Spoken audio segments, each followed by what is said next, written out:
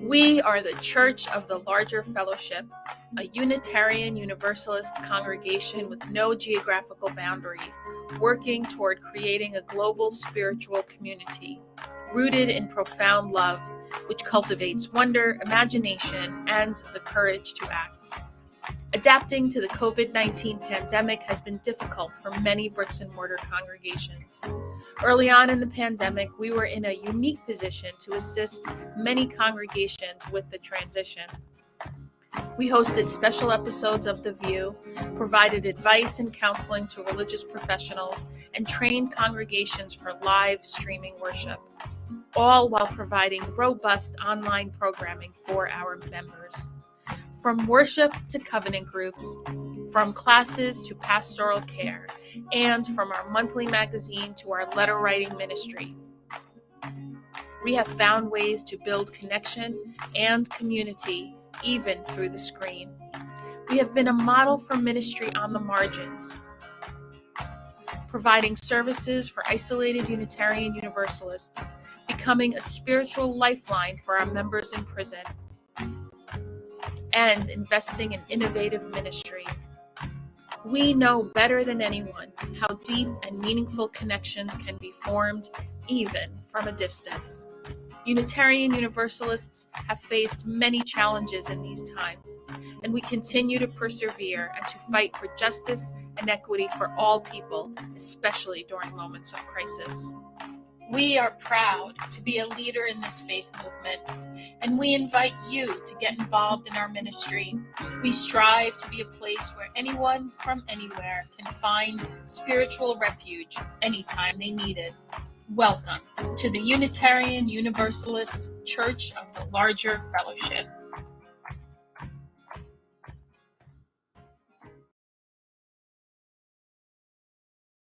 We are so excited to bring you an all-new episode of The VUU. The VUU is a weekly Unitarian Universalist talk show discussing important faith-based topics from an anti-racist, anti-oppressive, and multicultural perspective. Every Thursday for the past 7 years, we have welcomed guests from every corner of the world.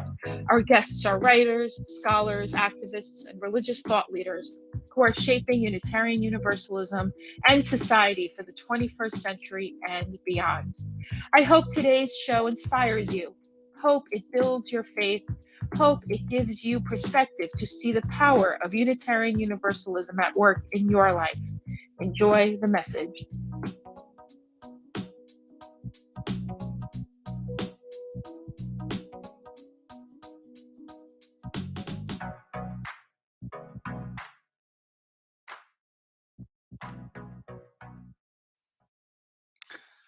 Hello, dear ones. Welcome to another episode of The VUU, the Voices of Unitarian Universalism, the Church of the Larger Fellowship's weekly talk show. I am the Reverend Dr. Michael Tino. I am 1/3 of the Church of the Larger Fellowship's lead ministry team. And I am here from in Peekskill, New York, where it is a beautiful sunny fall day. And my child is home from school because she was exposed to another child who tested positive for COVID. So she's in quarantine until next Tuesday. So she might come and interrupt us at any moment. And I apologize for that, but that's what we deal with here in this era of the pandemic. She's been fully vaccinated, so she should be fine and back in school on Tuesday, we hope.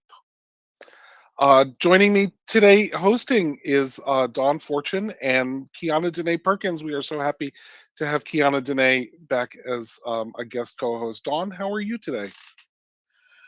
I am doing all right. I am Dawn Fortune. I am a minister serving a congregation here in South Jersey, where it is a balmy 50-something degrees. It's almost warm.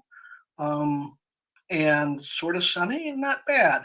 We're getting ready for Christmas, so it feels, I'm a New England kid, so it feels a little weird to see Christmas lights with no snow, but it's still the season, and it's great to be here. I'm excited for the show today.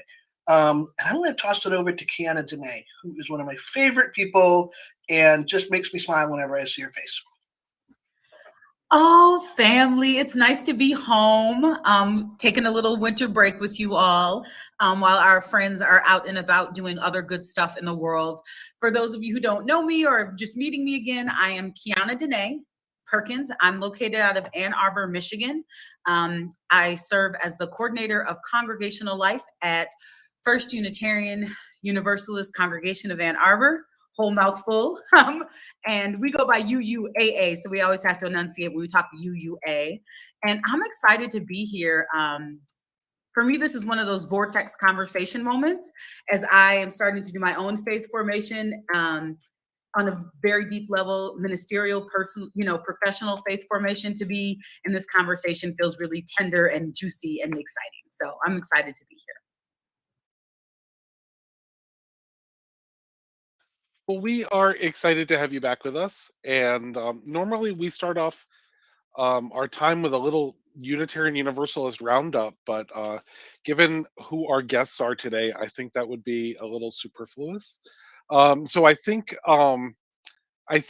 what I want to do is start by holding a little bit of space for grief, for noting the grief that is especially still present in the BIPOC Unitarian Universalist community, and the grief that is present in anyone who has been influenced or transformed, as many of us have, by the liberatory work of bell hooks who joined the ancestors yesterday or the day before.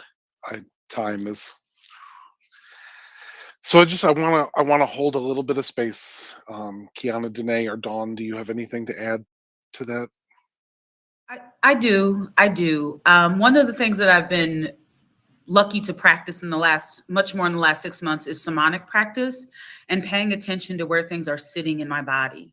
And so I just invite folks to think about where grief is sitting in your body, where it's traveling to, where it's ending up, how it's showing out or coming in, and just to be present to that and to honor it. I have a tendency, Matthew is a very good friend. I was just able to look at pictures for the first time yesterday. But I was also able to really be present to the energy of grief and nurture it. I think it's something in our culture we're taught that it's far away or super close, right? Like those are the options. And sometimes it's an arm's length away, and sometimes it's way over there. But I let it be in my body and I moved it around a bunch, and that felt really good. So I just offer that as we try to absorb all of this beauty that these lives shared with us, that we also take the time to be present to where it is in our body and how we can move it around and carry it and let it go when we need to as well. Yeah, and it's important to note that grief changes, right? It morphs and adapts, and sometimes it's an arm's length away, and then it comes real close, and then it goes far away, and then it comes real close again. Sometimes the way we experience it also is because of other things that are happening in the world, the enormity of the grief that especially our Black siblings are holding right now over the number of people, the sheer number of Black Unitarian Universalist leaders who have been who have joined the ancestors in the last year. That enormity needs to be recognized too. So we hold that space, and we're grateful that you're here. So I want to introduce our guests and get them into this conversation because I think that they have something to say about this topic as well as others. Today we are so excited to be joined by Susan Frederick Ray, the president of the Unitarian Universalist Association, and Carrie McDonald, the executive vice president of the UUA. Like it doesn't get like higher level in terms of Unitarian Universalist thinkers and influencers. So Susan and Carrie, welcome to the show. And I know that Susan, you wanted to say something about this topic of grief as well. Thank you, Michael. Yeah, Carrie and I were talking together about this time and opportunity to be in conversation with all of you. It really is a gift and top of my heart. is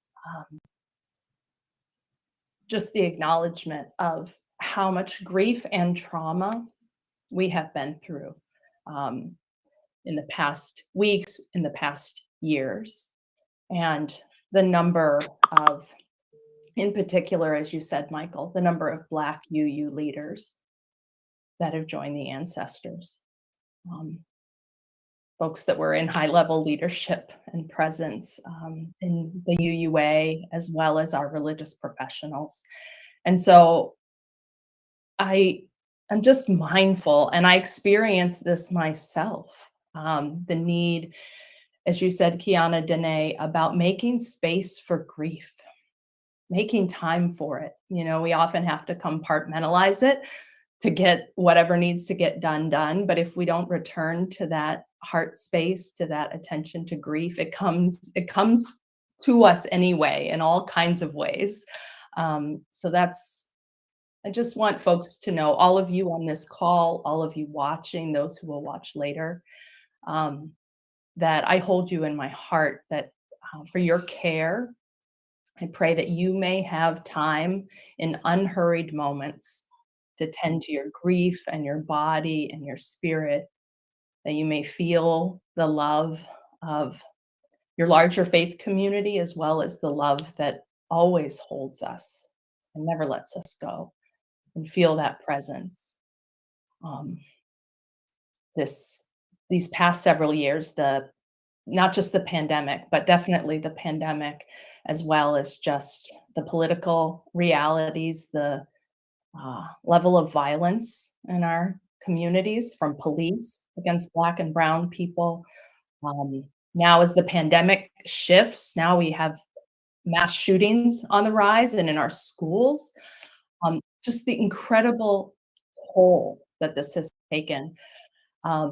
One of the things, I just want to recognize that, and that the toll, all of us have experienced it, and it hasn't been equitable. It has specifically hit communities of color, disabled communities, trans communities, the political realities, as well as the pandemic, have both just been so enormous. And, you know, one of the things I want to turn it over to Carrie in a moment, but one of the things that's been an important part of our job, and I don't know that this is always true for UUA president, but we have had to think a lot about how to care for our staff going through this. And we've had to make shifts and changes in practices and policies to help people feel cared for and survive. And hopefully thrive, but first survive in this time. And so I want to offer my care to all of our leaders and religious professionals. And I know so many of you are exhausted.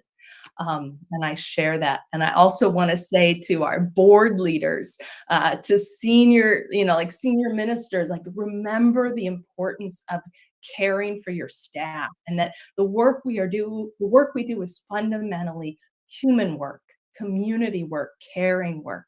And it's important to model that in how, not just in the ministries we offer, but how we lead and how we care for each other and care for our staff. So I know people have needed breaks.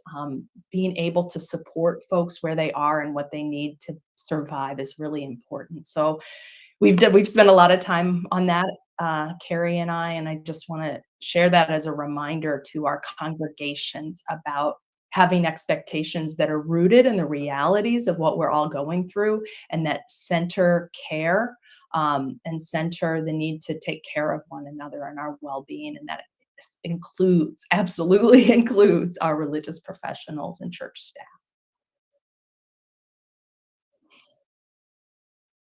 Carrie, please. Well, thank you, Susan, and just +1 to each and everything that I think you just said. So for our staff, the thing that we gave this year is a whole extra week off. We, realized just how much the pandemic demands, and in ways that are unpredictable.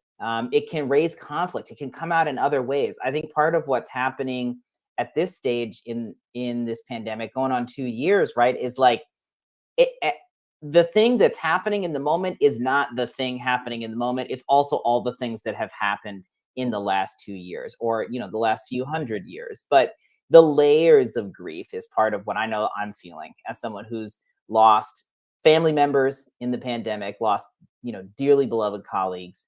I know I'm not alone in that. And it's absolutely been the personal and professional supports of this faith community that have helped me make it through that, and still helping me make it through every day. And so I think that the accumulated grief is something that we are now reckoning with, and that is showing up, you know, and it's showing up for leaders 100%, as you said, Susan. And we see that in terms of the ways conflict emerged, the way people just, you know, there's less reserve, there's less grace, there's everybody needs more and everyone has less to give, right? You can't resolve it. So anyways, a week off, maybe at the end of 2 weeks, if I even know, you know, if I'm even able to figure out where I'm at and where I'm feeling in my personal process, you know, my family, like that's an accomplishment, because it's just so much. It's a lot. I wanted to say that I think it's so important that you all are engaging in self-care. And one of the things I heard you say is life doesn't stop, which brings me to where you all were on Monday, right? The need for us to individually care for ourselves is big, but we also still have a communal obligation. So Susan, can you talk a little bit about the work that you all were doing with the People's Campaign? Yeah, the Poor People's Campaign, absolutely. So on Monday, there was a huge action in Washington, D.C., led by the Poor People's Campaign, but really a coalition as well. I mean, a lot of organizations signed on, including the UUA and our Side with Love organizing team. And there were about maybe 400, I think 400 or 500 people gathered outside the Capitol, pushing for getting the Build Back Better Act and the John Lewis Voting Rights Act and the Freedom to Vote Act passed in 2021. You know, the threats to democracy are, I think, actually voter suppression and voter subversion, like election subversion that's been passing through the states, is one of the gravest threats facing our country right now. And so, you know, we need federal action to protect voting rights across the country. And not just protect what was, but expand voting rights, expand voting accessibility, as well as preserve the integrity of our elections. And then the Build Back Better Act is so critical as we really try to shift a progressive turn in our country to put people first. The reality of 140 million Americans living in poverty, almost half of Americans living in or at the very edge of poverty in the richest nation in the world, is shameful. And it doesn't have to be this way. Poverty is a policy choice. And so, like, drawing together and actually trying not to separate democracy from the economic injustice in our country, because poverty also disenfranchises people, right? And the lack of worker protections and worker rights, that makes it hard for people to vote because they can't get a Tuesday in November or whatever Tuesday off to vote. There's all sorts of inhibitors to access to voting. So to work on these two issues, to demand action in 2021, that's why these coalitions came together on Monday. And then there were about 70, 80 Unitarian Universalists at that action showing up. And then about 71 people took arrest, moving in to block a street near the Capitol to draw attention. As Bishop Barber said, we're not here to get arrested. We are here to arrest the attention of the Senate and arrest the attention of the country about the urgency of a moral movement for democracy and for economic justice. And so it was powerful. And I was proud to be a part of the action. there was a lot of mobilization, there was good media coverage. There were national commentators and faith communities are starting to ramp up even further the demands for action for the people, for the Freedom to Vote Act and the John Lewis Voting Rights Act. So in addition, you want to follow up, because it wasn't just on the streets. And I'll turn it over to Carrie, because there was all this organizing happening through the Side with Love action campaign. So it wasn't just about who was in DC. Yeah, thanks, Susan. I think this was a beautiful example of how UUs are ready to mobilize and to show up and show out and reach out right in the moment when it can have impact. And that is actually representing years of work, building that kind of capacity and skill and relationships to call on right when it's needed. I think that the UU the Vote initiative that we had in 2020, which reached over 3 million voters with democracy protection and mobilized thousands of volunteers across Unitarian Universalism to do that incredible faith-based and partnership-based work at many levels, was such a success. And we said, we have to find a way to keep this going. This can't be a one-time deal. And so in the last year, what we've been doing is transitioning the success of UU the Vote and the engagement of UU the Vote to be an ongoing infrastructure for organizing across Unitarian Universalism. And we brought all of that under the banner of Side with Love, the yellow shirts that are such an important part of our faith-based identity and help us be seen in those photos, but really the prophetic framing of harnessing love's power to stop oppression is really where all of our justice work is rooted in all of our intersectional priorities. So I want to give huge shout outs to Ashley Horan and Nicole Presley with our organizing strategy team who have led this transition. We now have an action center online. So you can go to sidewithlove.org/action center and you can find the volunteer squads to get a part of. You can get information and updates. You can get the training opportunities like our the latest edition of our organizing school, which brings teams from congregations together to get the skills, the theological grounding, the connections. So we've gotten thousands of folks activated through this Action Center. That's what we are using as the platform for our organizing going forward. And I think it's really made us a model across denominational groups to bring the national capacity with the local partnerships, mirroring some national partnerships as well. So you can be involved in a national event like the one that we just had in DC, where we were doing phone banking at the same time, like local-based phone banking, as well as having, like at the same time that folks were out on the street in DC. And you can also use the platform to self-organize in your own community and connect with folks working on, something that's really important in your community about, jail construction or something else like that. So it's like a beautiful demonstration moment of how some of that work has made a new set of things possible for us showing up for our faith and our values. Dawn, I think you had a follow-up. Yes, and I was just looking for the source of the quote. Oh, hex. There we are. Okay. I keep hearing I keep hearing us refer to the United States as the richest country in the world. And I think we have the richest dozen people in the world.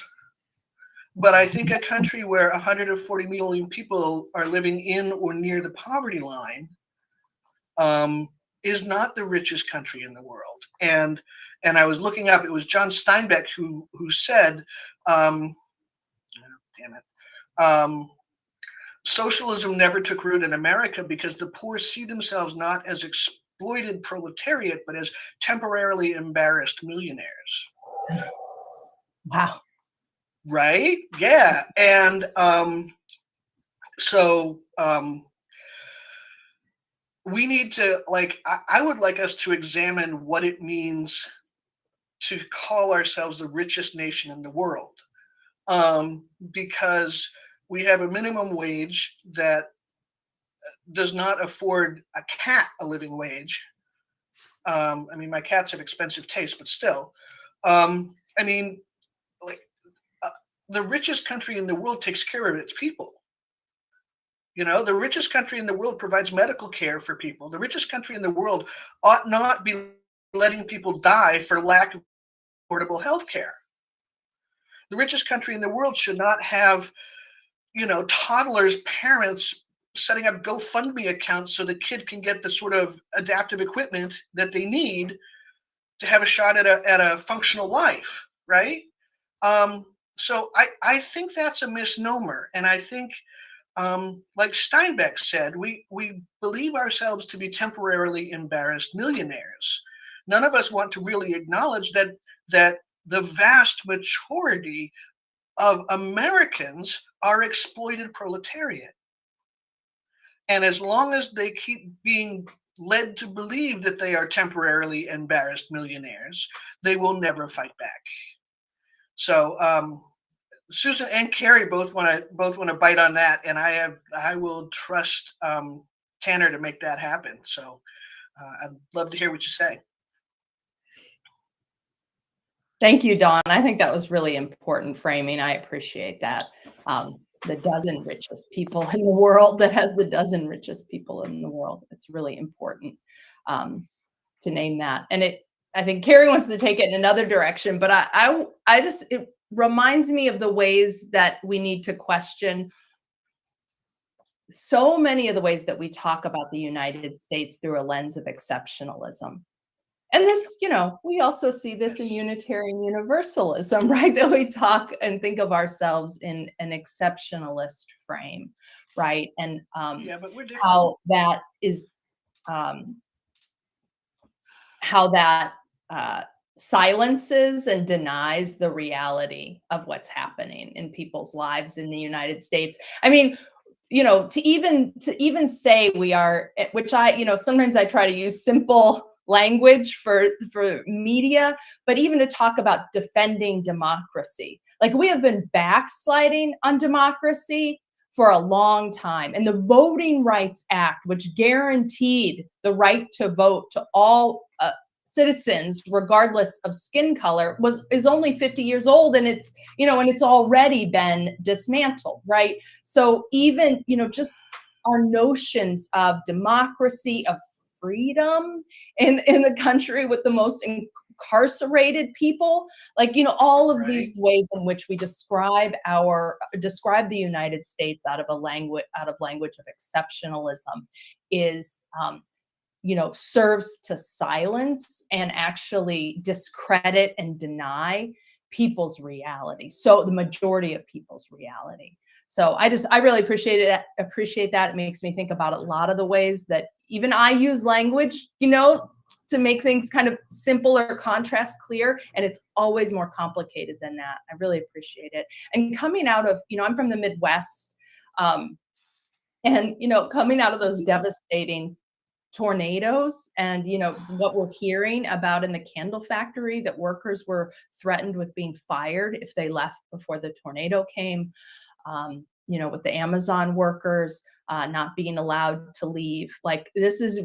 There is so much, the exploitation of workers is a central issue.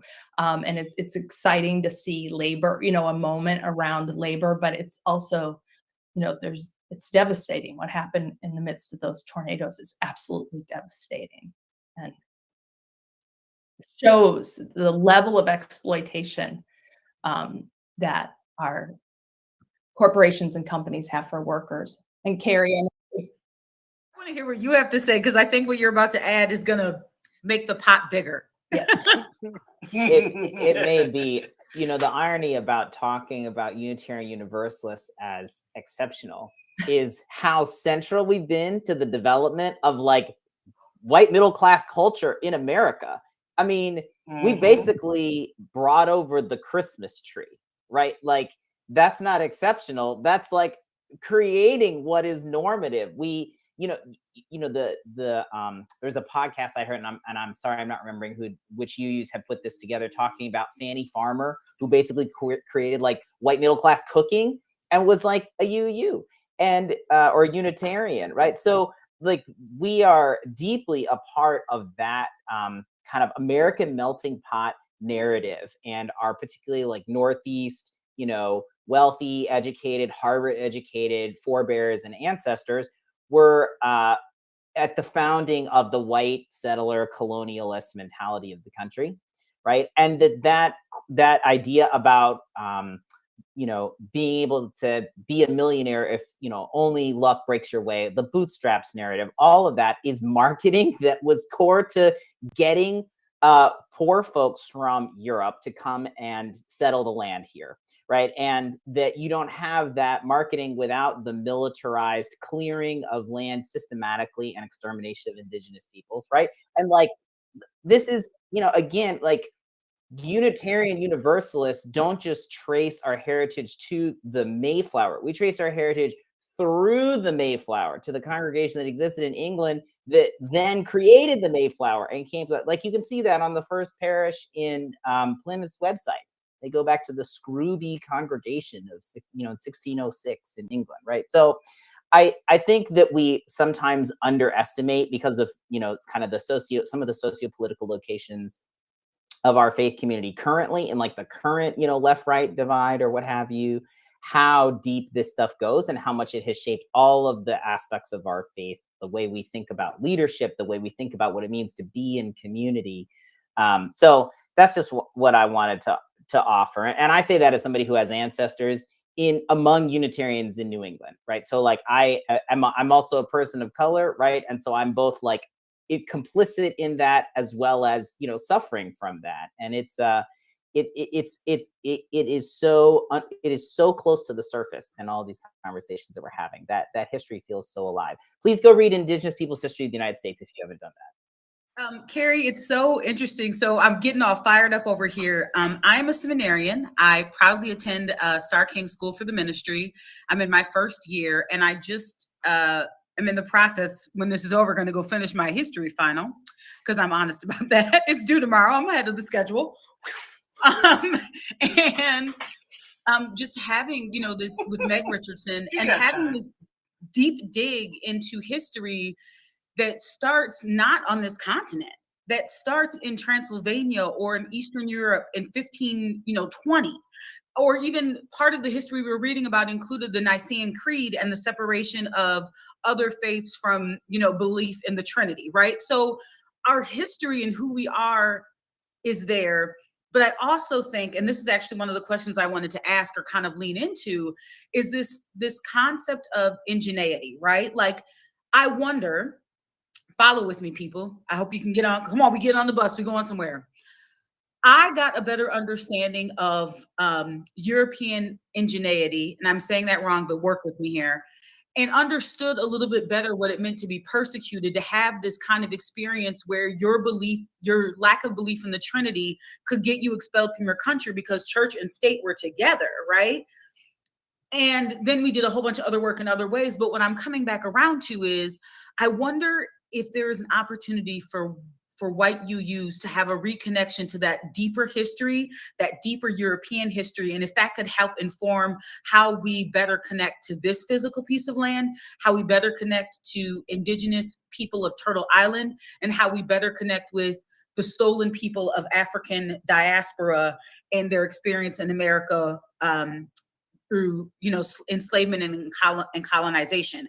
I'm wondering if there is a moment of land and practice connection that we need to experience that's beyond slavery, that's beyond colonization. And I don't know if that's possible, but I wonder what the benefit of that moment of reconnection would be for our faith in its entirety.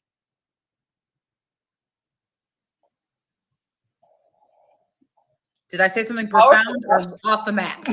No, I'm just thinking. I think we're all thinking. Oh, that's good. I'll take thinking. I can take thinking.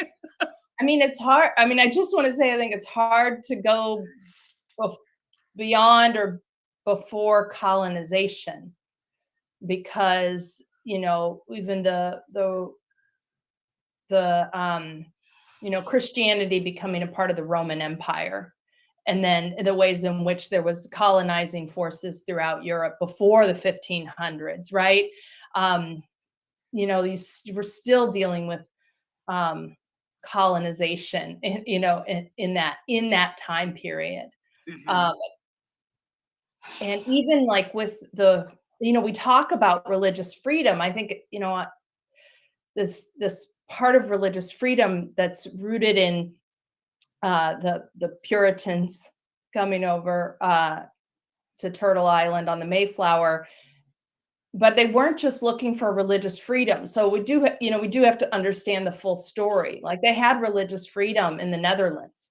They escaped England and had religious freedom, but what they realized is that their children were losing their English language. Their children were losing their culture, and so they came here to Turtle Island to preserve culture and expand in a way that wasn't just about religious freedom, right? It was about Right. religious freedom and the preservation, and then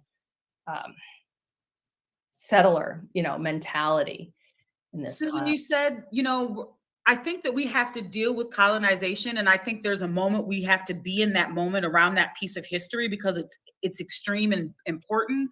But what I guess I want to communicate is, when I remembered that there was whiteness on the other side of colonization, when I remember that there was practices and ritual and beauty past to those folks getting on that boat and stealing my people, it returned some humanity to white people for me that wasn't there before. And if I can get some of the humanity that I've seen disappear or dissipate in colonization return, I wonder what that would do to white people, to have their own sense of connectivity reestablished. Right. And I think To see yourself outside of being a colonizer, and how do you do that authentically, right? Right. in anti-racism work for years, people have talked about one of the powers of racism is to strip white people of a connection to our heritage and our roots, because racism wants to make us all into white people who have power. And so we lose that connection. And I think it's important to reclaim that connection, that culture, the beautiful parts of it. I think it's important. But I'm hoping we can Agree. bring this back to the work that we're doing right now, because if we're recognizing that Unitarian Universalism and Unitarian Universalist history is that steeped in the settler colonialist project,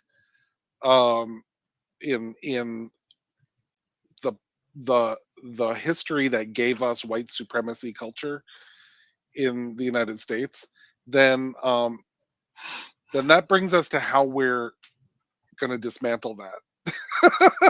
how we're going to change things to be in a new place. And it brings us specifically in the present to how we're implementing the recommendations of the Commission on Institutional Change, who spent a lot of time on the VUU as they were doing their work and coming up with their report, but who were asked to look at white supremacy culture in Unitarian Universalism and start us off. Like they weren't asked to do all the work, but to start us off on the road to dismantling it. And I know that work is now all of ours to do. But Susan and Carrie, I know that you're hoping to talk some about what UUA headquarters is doing to implement those recommendations, and I want to go there. So can you? Absolutely. And it just taking a little bit of a move back, what I've been saying to our staff and the board, that as I think about the last 18 months of my time as UUA president, we have three kind of key big areas of focus. And, one, which we've touched on a little bit, is just continuing to support our congregations and religious leaders as the pandemic continues. And hopefully, the post-pandemic reality. I don't know how much post we'll get for a while, but anyway, that's, number one. These are not necessarily in order. That's one. And the other is really building on the learnings from UU the Vote and the capacity and strength we built through UU the Vote, and helping to deepen that organizing and partnership and expanding our capacity to work for justice across the association. And then the third is really the implementation of the commission's report, which will extend beyond my presidency. So there's some things that we're concretely putting in place, have put in place, that come from the report. And then there's things that we're, trying to put the foundation in place because they're long-term work. And we'll get some of it done in the next 18 months and more will have to happen. So just to kind of move back and think that's kind of how we're shaping, how we're thinking about the next year and a half. And then, yes, let's dive into some specifics about the commission, some of our implementation of the commission's report. Some things we did really early on, and we were in conversation with the commissioners as they were doing their work and doing the report. So some of the things in the report we already were moving on, like our hiring practices, new hiring policies, working on processes to help shift the culture of the UUA, the staff culture, to provide not just diverse hiring, but actually supporting a diverse group of staff being successful and thriving in the organization. So those are pieces we put in have already been putting in and refining and growing, but many other things. And Carrie, I'll turn it over to you to share a few things, and we can go back and forth a little bit if we want. Yeah, that'd be great. So the report, which I hope you all have had a chance to check out if you're reading this, is available totally online. You can read all of it on the UUA website. You can also buy the book. You can get an ebook if that's easier to read. And I also wanted to make sure that folks know we did a first year implementation plan, which you can download at uua.org/COIC/2021 plan. And we're going to be updating this in the years ahead. And we created a whole cross-staff team that both Susan and I were on, with 8 or 9 other folks who are the most involved in the implementation work across a bunch of our staff teams. And we met basically weekly the entire last year to get to this level of clarity about what our implementation work is. And I think that the breadth of the COIC's, the Commission on Institutional Changes, set of report and recommendations is both the power and the challenge. It touches so many parts of our work. And just for the record, it's not just about UUA staff and volunteers, right? This has work that is, and recommendations that apply to our identity and professional groups, that apply to our seminaries, and yes, absolutely apply to our congregations and communities. We have a study action guide that we developed to go alongside the report. So I've heard from so many congregations and congregational leaders who have found just all of the kind of comprehensive analysis and understanding of what's going on in our faith community and what's gone on in one place. To have that all in one place is very, is transformative by itself. And so there's a lot of work to do. And so I'd love to talk about a couple of the highlights that are, in addition to the huge amount of investment we've been trying to make in our workplace.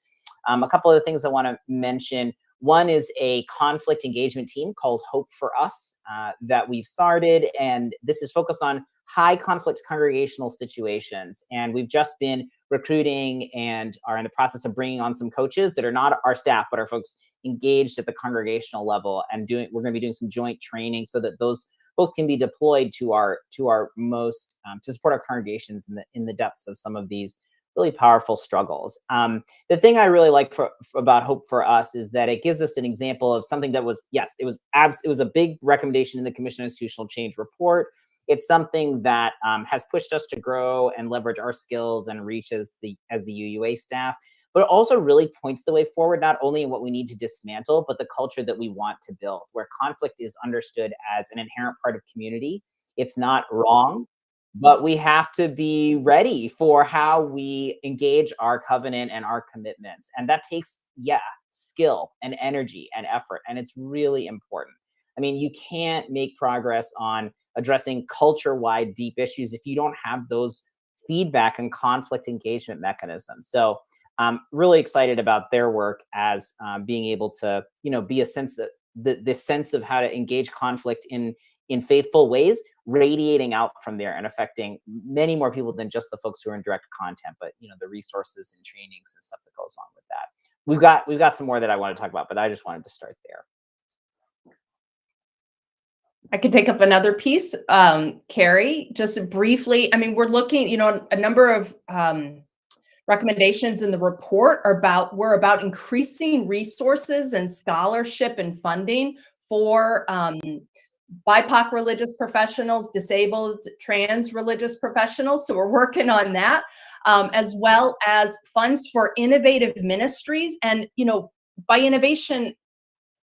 innovative ministries that are specifically operating out of a lens of equity, diversity, anti-racism, anti-oppression, that are serving communities that have traditionally not been invested in within Unitarian Universalism. So we're looking at how we create those kinds of scholarships and grants support. We're having conversations about decolonizing wealth and philanthropy at the UUA and our movement and our resources and how we fundraise and how we give out money. So what are guideposts and guidelines that need to direct all of our grant making? The UUA, one piece of our work, and it's not siloed, it doesn't just exist in one place, but we do give out sizable amounts of grants every year. And so how are we looking at that work through a lens of anti-racism and equity? So that's another piece. One piece that I'm excited about, not everyone loves bylaws work, but that was another thing that the commission's report talked about. It talked about our governance structure that emphasized checks and balances rather than focus on mission. And so one of the things I think we've done really well in the UUA staff is identify a clear mission.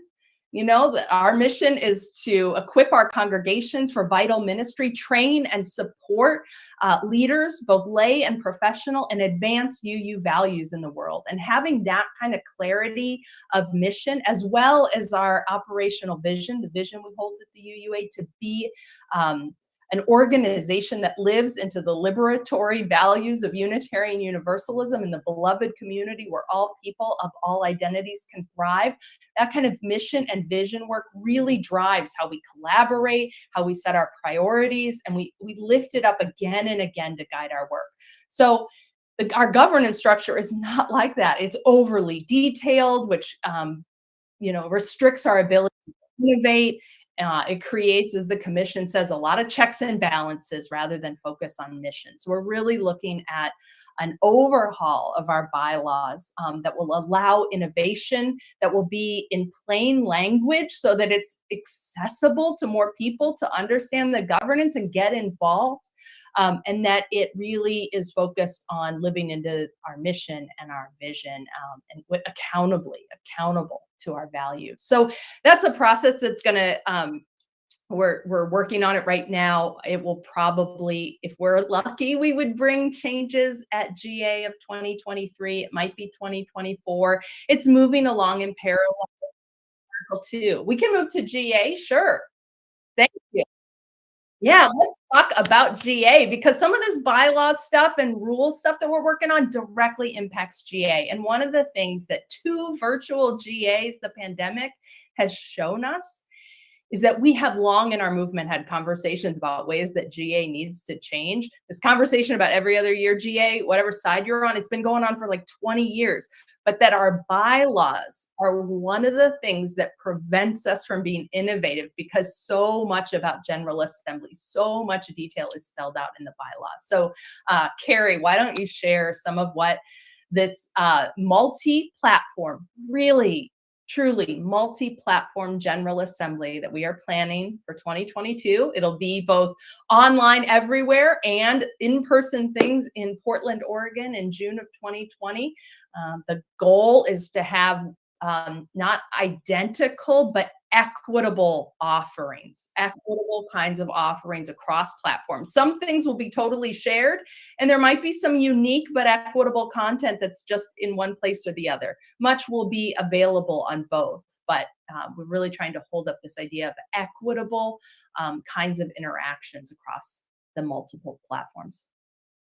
Yeah, absolutely. GA 2022 multi-platform GA is going to be groundbreaking and a huge experiment. And we, in trying to figure out, what to do on like just kind of a logistical level, we had these pre-existing contracts in Portland, but we also knew how powerful virtual General Assembly had been and how much more accessible. I mean, it's just a fraction of the cost of attending in person. We had the highest attendees or the highest attendance at our 2 virtual General Assemblies. And, they both were like, top most attended General Assemblies. And so we were really committed to not losing that accessibility, as well as being able to have the meaningful in-person opportunities. And so it's been a real process of discernment. I'm really excited about where things are landing with some of these guiding principles, like what Susan just discussed about making sure there's equitable opportunities regardless of your location to be a part of the GA community. I think in particular, the way that we deal with the business sessions, I'm really excited about. We were just talking about this at a board meeting earlier this week, where we hope to move some of the things that have always happened kind of in rooms and in hallways to before GA. So there's opportunities to bring things, like amendments or actions of immediate witness before GA to give people time to think about them.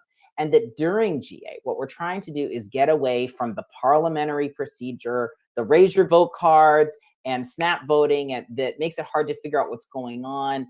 So you kind of have to be like a governance, geek to even follow what's happening, and instead make it really possible for people to know what they're voting on in advance, to do the voting by online ballot like we do for elections, and give delegates real time to connect with their congregations in advance, who they're supposed to be representing there.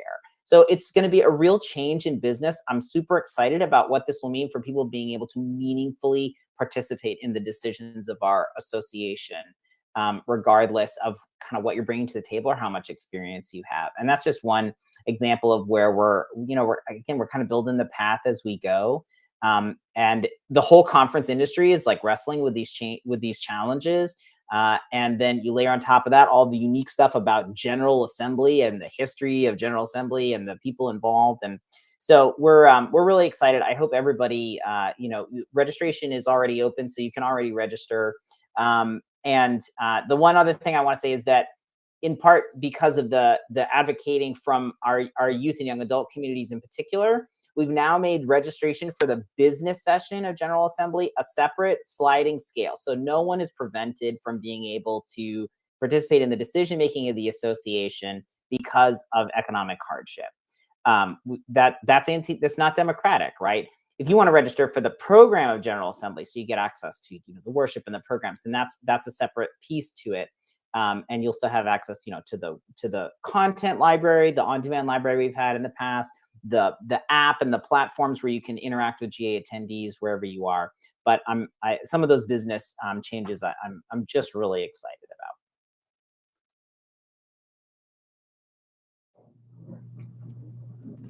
about. Thank you, Carrie. I just want to add a little bit about the business piece, about how one of the things I think became really clear through the virtual General Assembly were the ways in which, like, in real time, changes and amendments make things less accessible to all delegates. Like, it can be really confusing what's happening, where we are in the discussion because of things changing. When we're at GA, there's like furious printing of hundreds or 1,000 of here are your newest amendments, right? And how, for a lot of people, that's not accessible to actually, understanding and being deeply engaged in the conversation.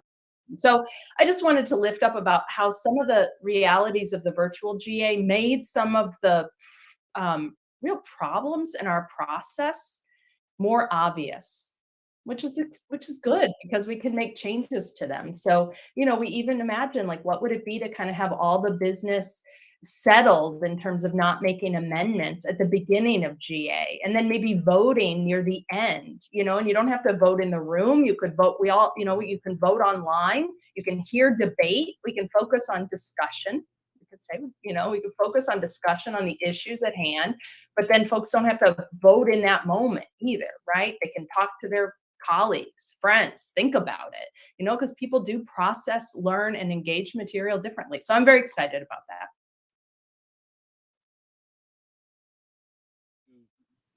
it's interesting to make the connection between the association life and congregational life, because I think in every congregation there are also things that we learned about accessibility, especially when the pandemic forced us to learn them.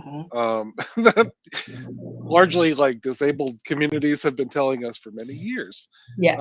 So I just want to honor that. Like, we've been told a lot. You can do this. You can do this. You can do this. And when we had to do it, we did it. And now we know that we can do it, and we can't pretend that we can't do it anymore. And it goes for like how we make worship accessible in our congregations, how we make governance accessible in our congregations, but also at the association level too. I just think it's there are many parallels. So we only have a couple minutes left, and Susan, we don't get you here on the View often, so I just like want to give you a chance, if there are other things that you want to make sure people hear from you, things that you want, that you're really hoping to do in the last 2 years of your presidency, that you want us to, be aware of and ready to support. Yeah. What are your last words for our audience, Susan?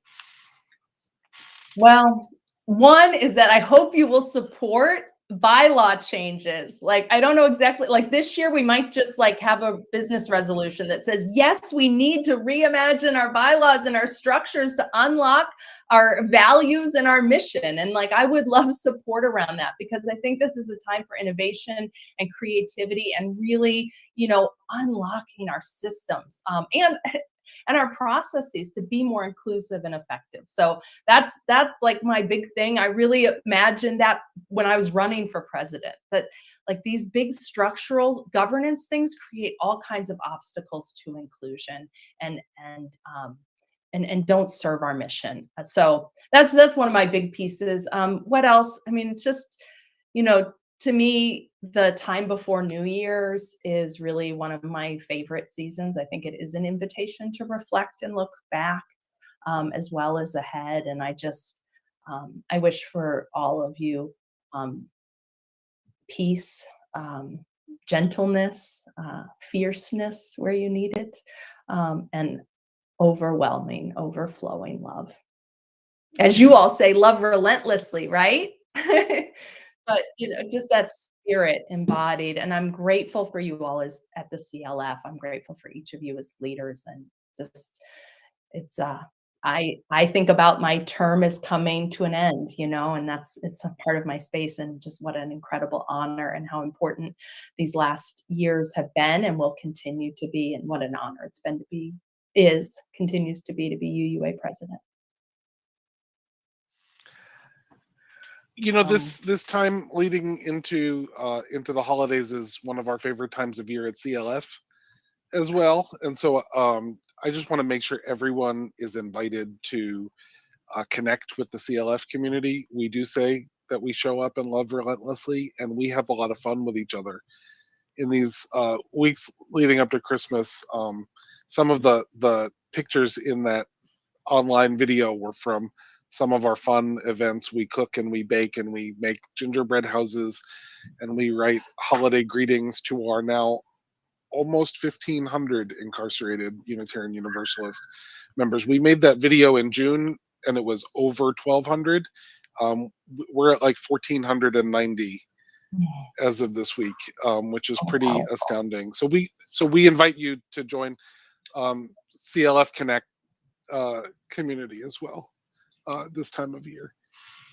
Carrie, do you have anything that you'd like to say as we close? So appreciate the opportunity to be with you all and to just, go in all sorts of different directions. Just one thing that's really on my heart is parents and caregivers right now. I mean, I'm a parent. I've got 2 small kids, and you can't separate out the pandemic experience from the being a parent or caregiver in the pandemic. And so that struggle is real. And I want to honor that. And we, may you have, workplaces and colleagues and friends that support you in doing what you need to do to care for your family. May you have a time of rest and joy and renewal for your family.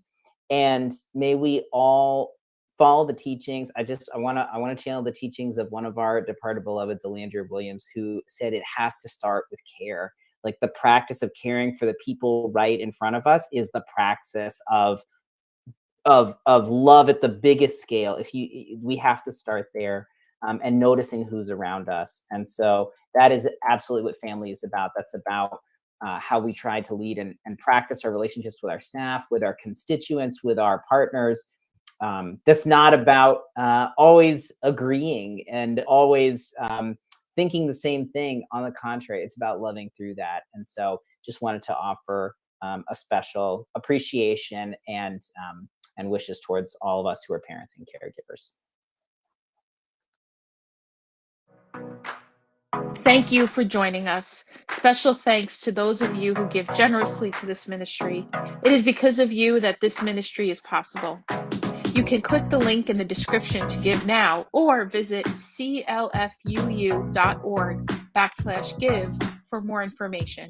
We hope you will join us next week for another episode of The VUU.